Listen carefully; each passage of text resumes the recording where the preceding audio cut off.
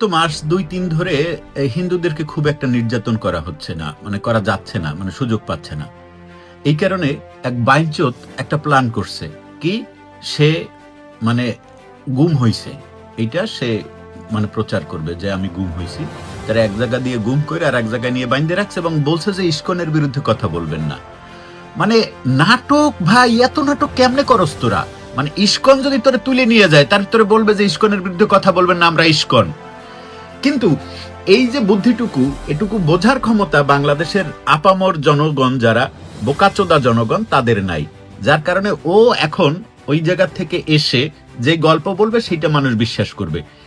এখন ইস্কন বিরোধী এক বিশাল মানে মোর্চা গঠন বা বিশাল ইস্কনের বিরুদ্ধে বিশাল আয়োজন, মিছিল, এইটা করার একটা সুযোগ তারা এখন পাইছে। তাদেরকে ওরে ধরে নিয়ে গেছে ইস্কন।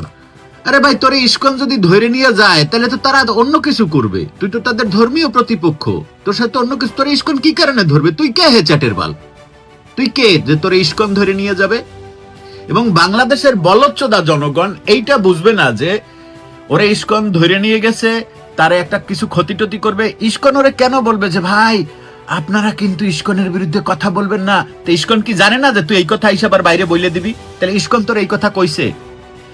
আপনারা যারা মুসলমান আছেন, যারা কি বলবো, আপনাদের একটু মাথায় একটু বিবেকটা খাটান ভাই। ইস্কন যদি ওরে তুলে নিয়ে থাকে তাহলে ইস্কন কি বলবে যে আমরা ইস্কন তোরে তুলে নিছি? ইস্কন কি জানে না যে ওই কথা বাইরে এসে বলবে?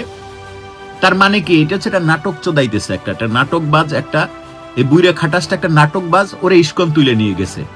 যায় দেখেন কোথায় পোলাপুটকি মারতে যায় ধরা খাইছিল, অথবা প্রথম বউ, দ্বিতীয় বউ, তৃতীয় বউ কোন বউয়ের কাছে ছিল সেটা দেখেন। ওরে কোনো বালের মায়ও তুইলে নেই নাই। ইস্কনের এত ঠেকা পড়ে না, ওরে তুইলে নিয়া তারপরে বলবে হ্যাঁ ইস্কনের বিরুদ্ধে কথা বইলো না, তাইলে কিন্তু তোমার সমস্যা আছে, সেইটা ওরে বলে দিবে। মানে ইস্কন এত বোকাচোদা যে ইস্কন এটা জানে না যে তুই এইটা আইসা আবার বাইরে বলবি।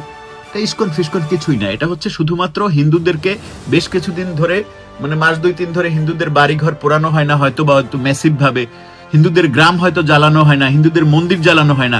এইটা জ্বালানোর একটা টেকনিক, একটা মানে কৌশল তারা এটা জামাতের সাথে মিলে এই বুদ্ধিশুদ্ধি দিয়ে তারা করছে।